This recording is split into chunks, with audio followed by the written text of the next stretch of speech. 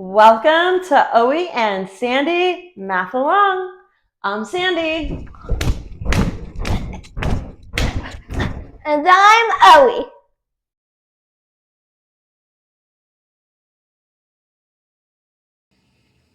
Number 1 on AppleRouth PDF, page 479 to 482, 1 through 11. I am counting 8 and 10 as bonus questions, even though I do expect you to give them a shot. So here's number 1. They give us a triangle and they're asking us to find the sine of A. As you can see, same problem. I put some different numbers in there. Sine opposite over hypotenuse, and we are looking at A. So here's A, and I want opposite over hypotenuse. So to find our opposite, we follow across the triangle to the leg that angle does not touch. It just looks at it. We don't know what it is. I'm going to call it X. You can call it A, question mark, whatever you want to call it. Okay? And then hypotenuse. Here's our 90-degree angle. Remember that 90-degree angle points directly at the hypotenuse. So our hypotenuse is 21. Let's find our opposite. If we know 2 parts of a triangle, 2 legs, we can find the third using the Pythagorean theorem. So we have 18 squared plus x squared equals 21 squared. I don't have this one memorized. 324 plus x squared, and that would be 441. I think I used to have that one memorized at some point. Okay, subtract 324 because we want to get the x term by itself. And we have 117. Now remember that's x squared equals 117. So we have to take the square root of both sides.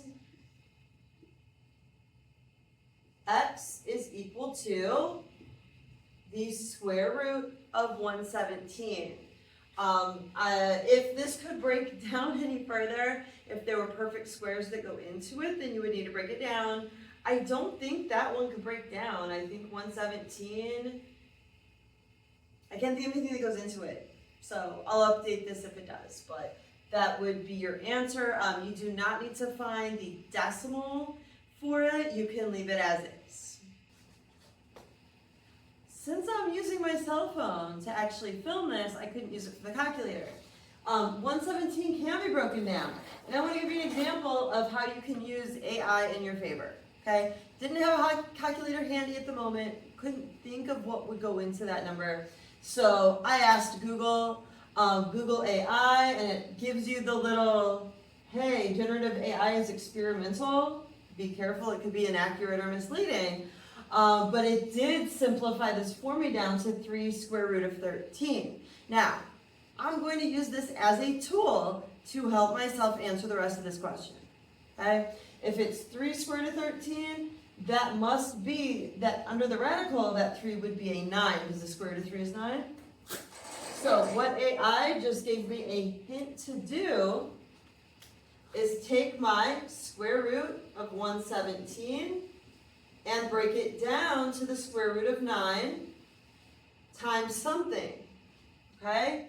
Now, it's saying it would have a 13 under the root, so 13 and 9, that gives me 117. This 9 does break down, perfect square, so my answer on this one would actually be 3 root 13. This is an example where I don't mind you using AI, okay? You look it up, it's like, oh, okay, yeah, that could work. Let me see if I can do it. And then you do it and you get the right answer, okay? So I hadn't intended on this, but it's a good example of where AI can be useful to you. Of course, if you had a calculator handy, you would be able to do it that way. And then if you're on an actual exam, you can't use AI because we don't cheat on exams. So this is practice to get you to the point where you would recognize that. Number 2, a right triangle has an angle of b degrees. If sine of b is 3/5 and cosine of b is 4/5, which of the following is equivalent to tangent b? So here what we need to do, first and foremost, and I'm not accepting your papers otherwise, draw a right triangle, okay? I mean, it's possible to do it without drawing it, but not probable. So let's draw it.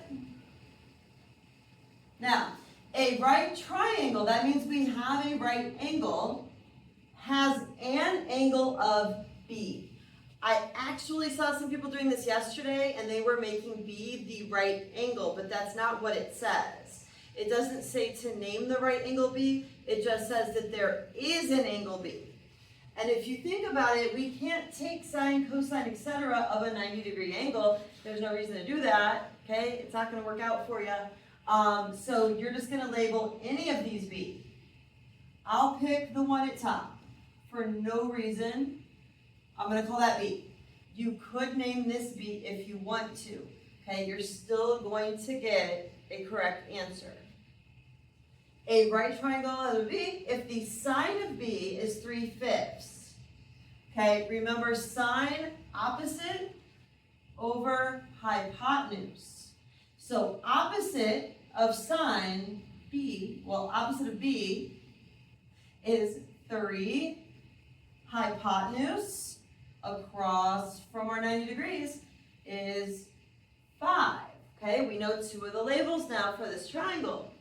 And cosine b, 4/5, remember that is adjacent over hypotenuse. So our adjacent to b is the one that it touches. So that's going to be a 4 hypotenuse 5. That matches up to what we already did. Which of the following is equivalent to tangent of b? Remember, tangent, opposite over adjacent, okay? So b up here, opposite is 3. Adjacent, right next to it is 4. That is your answer. Okay, it is as simple as that. You just need to draw it out and you'll be able to see what your tangent is. Now on yours, I believe it gives you tangent, and I believe it gives you either sine or cosine, and then it asks you to find the other. So it's a little different, but it's no more work than this. A triangle that's on a coordinate plane and asks you to find the cosine theta. On mine, I'm going to find sine theta, so make sure you're using the correct trigonometric function. When we look up, there's actually only one line it gives you, like that. You draw in the other line yourself, and you can draw in the coordinate plane. So if it says 9, 8, what that means is we count 1, 2, 3, 4, 5, 6, 7, 8, 9 down here, making our bottom leg 9. And we count up 1, 2, 3, 4, 5, 6, 7, 8 over here, making our height 8. Okay. Theta, y'all have been asking me, what is that? Okay, it's a circle with a little squiggly line, and you can call it an Easter egg if you want, but it is a Greek letter called theta. It's often used to represent angles when you're working in math. So regardless of what it looks like, it's a symbol. Okay, you can turn it into an X if it makes you feel better. You could turn it into a question mark if it makes you feel better, but just look at it as a symbol. okay? It doesn't do anything more fancy than an x. So we want sine of theta in my problem. That's going to be opposite over hypotenuse. If I'm sitting over here at sine, or at theta, sorry, I look directly across to find my opposite. Remember, it's not one of the legs that touch the angle that we're looking at. So that's going to be 8. My hypotenuse, well, the way I drew this in, I have a right angle here, and it's pointing over here to my hypotenuse. We don't know it. So I'm going to call it h, okay? We can use the Pythagorean theorem to figure out what h is equal to. So we're going to do 8 squared plus 9 squared equals h squared. That gives us 64 plus 81, which gives us 8 and 6 is 145. Okay, remember, important part, square root both sides, and I have a height equal to the square root of 145. Cannot be broken down any further. I'm going to cut it out, but I actually did check AI just to make sure I wasn't missing something. So h is 145, the square root of 145. And this is actually going to be your answer. Generally, you're not going to leave a square root in the denominator, but I've noticed when we are working with trig functions, they do accept that on the answers, so you're fine there. This is a classic problem. You saw one in the AppleRouth lesson, you're going to see one here, and you might see one on one of your EOCs. Actually, the majority of problems in this lesson, okay, these 11 questions, I have seen come up on ACT, SAT, CLT, whatever else is out there. I'm sure it's on the regular EOC as well. So make sure you know how to do these, okay?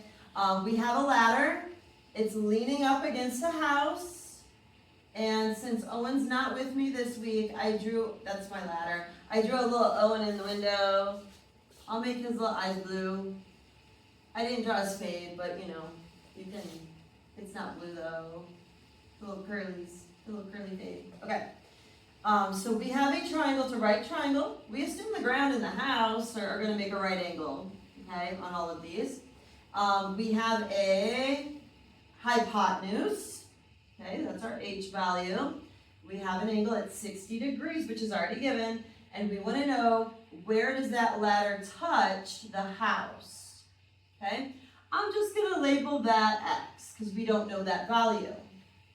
And we have to think of a way that we can find that x.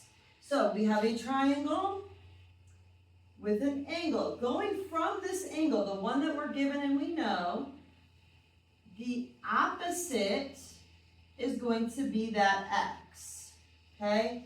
We know our hypotenuse is 12. So if we are doing opposite hypotenuse, we are using sine, and it's sine of 60 degrees, okay? We did not do an example in class where they actually gave us the angle and we had to find a length or hypotenuse, okay? So this is a great example of that, most classic example. Now we want to solve for x. You do not have to put sine 60 in a calculator. Do not have to. All we need to do is rearrange this to solve for x. Currently, x is being divided by 12, so I'm going to do the opposite. I'm going to multiply it by 12 to get rid of that. What you do to one side, you do to the other. So I end up getting 12 sine 60 equals, those canceled, that was the point of doing it, x. The height of our wall up to where the ladder reaches is 12 sine 60. actual number 5. I got a little confused on my numbering on the last few. Don't know if you noticed. So number 5, there's a girl walking along maybe a park. She sees a kite in the air. She keeps walking. She turns around and looks up. Your question is asking you, how high up is this kite? So your job is to find this value. Because I want to change this up a little bit on my examples, I am going to find how far she is physically from that kite, okay? So I'm doing something a little bit different than you. Remember, you want to find this, and I am going to find this, all right? So what I'm looking for is the hypotenuse. We are talking about the angle 40 degrees, and I'm trying to find the hypotenuse, okay, of this triangle that we've created between the girl looking and the kite, okay? We are given the adjacent, okay? Our angle is made up of the hypotenuse and the adjacent. So my adjacent is 100. I'm looking for hypotenuse. Adjacent over hypotenuse is cosine. Okay, that's how I figured out which function to use. Now I want to solve for the hypotenuse. Well, this problem's pretty cool. Instead of using a calculator, it tells you what the values are for sine, cosine, and tangent of 40 degrees. So in my case, 0.77 can be written in for cosine 40. So 0.77 is equal to 100 over h. You see how that works? If you're using a different trig function, you are going to pick the one that works for you and then substitute it once you figure out what you're supposed to use. Now we want to solve this for h.